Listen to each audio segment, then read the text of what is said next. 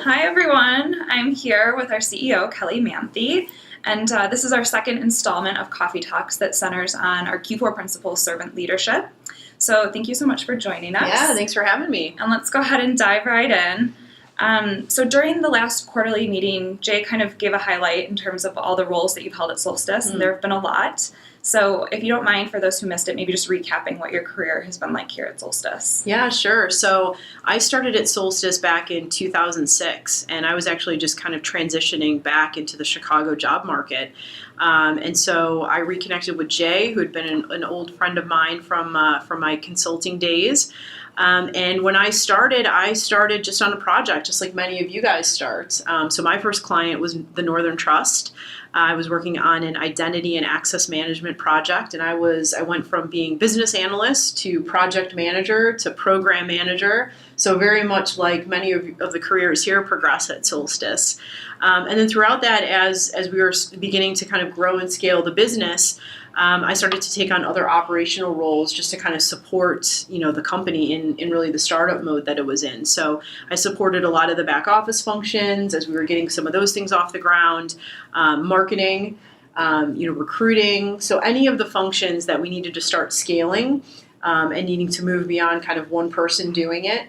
I started to have the opportunity to get more involved in those aspects of the business while also juggling client responsibility. So again, much like many people do here as well. Very cool. Yeah. And so when do you remember first hearing the term servant leadership, and what sort of made you buy into that as a methodology? Yeah, so early on we started to pivot our delivery model from more of a waterfall approach, which is what was really popular. At the time, we started to pivot more to Agile. And it was really with Agile in the context of the Scrum Master that I started to become really familiar with what servant leadership meant, and the Scrum Master exhibiting, the principles of being a servant leader and what that meant, that it was far more than just managing tasks or helping the team get work done, but it was also being this example for the team and being somebody that really just surrounded all of the needs of the team. It was really the Scrum Master's job to identify what's going to make this team successful, and to put the team and the product kind of ahead of that. And so that's really when we cut over to Agile, and really went all in on Agile, really around, I would say, kind of the 2007, 2008 timeframe when we really went all in on mobile. That's really when servant leadership became a really common terminology and common concept for us. And in terms of why you bought in, it was just you saw it working, and so you wanted to apply it elsewhere. Yeah, outside the Scrum Master yeah. role. I mean, it really redefined what you thought of as a project manager, right? It really gave the role much more purpose beyond managing Gantt charts, which is the era that I grew up in. Yeah. Project management meant Gantt charts, and so it moved the role of project manager from Gantt chart management to human success, and it really made it more human.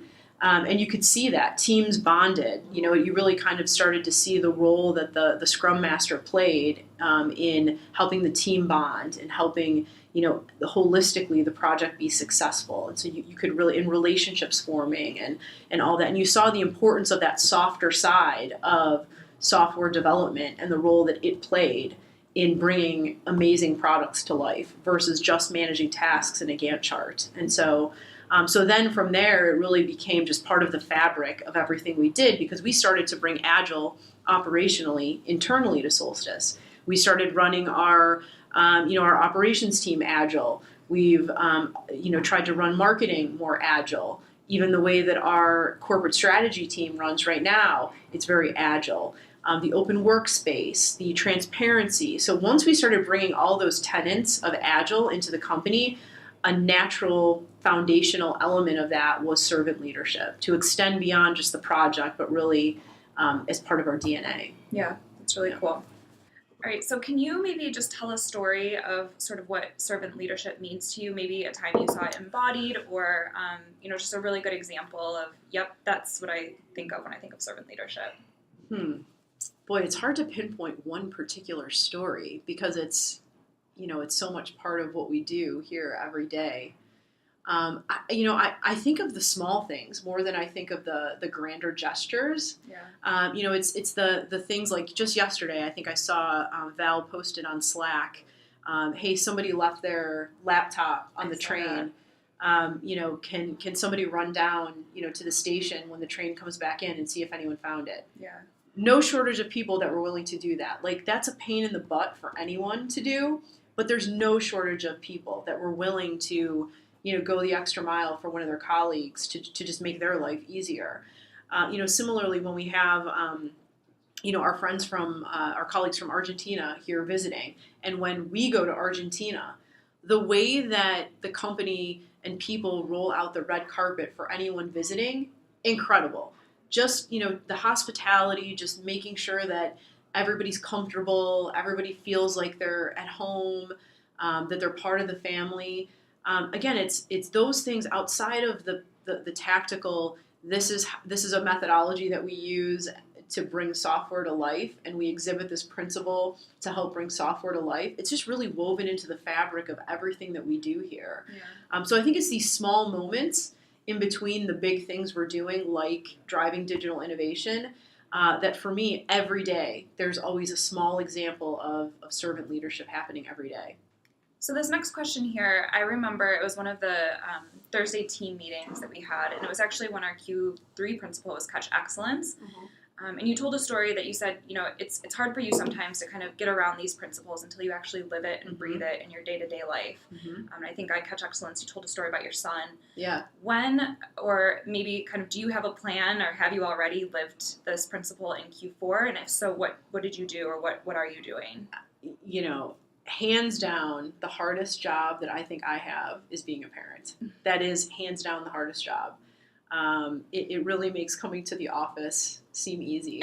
So I always take these principles and turn them over at home and try to apply them to my family. Applying these principles and looking at them and saying, okay, I can pretty readily see how some of these things might apply in my work, but if I bring them home and say, how do they apply in my life, I'm becoming better, and then when I come to work, I'm able to apply them in a different way as well, and they kind of take on a different meaning. Yeah. So just applying them to parenthood has helped me immensely, and trying to make, my kids better people and help them learn how to learn. The last one that I have here is, why is it sort of in the best interest of everyone at Solstice to be a servant leader and to sort of like form almost this army of servant leaders? Yeah, again, it's just about sharpening your emotional intelligence and your ability to connect with people. And at the end of the day, that's really the business that we're in, is connecting with our clients so that we can then help build the best digital solutions. But that's really a means to the end. Building these digital experiences is really a means to the end for what we're really here to do, which is prove what humanity is capable of. And that's proving what you're capable of as a person, as well as our clients and the businesses that we work with. And so when you exhibit the behaviors of a servant, you're naturally exhibiting a humbleness, a humility, a genuine interest in others' well-being. And so you're naturally creating connections with people, and those connections are what people remember. They make our clients feel good. They make them feel important. They make the people on your team feel important, like you care. Employees want to work somewhere where they know people care about them. Our clients want to continue to do business with companies that they know actually care about them and make them feel good, in addition to the fact that we actually deliver and we're incredibly innovative, and we're really best of breed in our craft. But there's a lot of people building digital experiences, so we continue to need to differentiate. And the way you make people feel, using servant leadership as a principle for how we connect with people. Clients don't forget that. Employees don't forget that.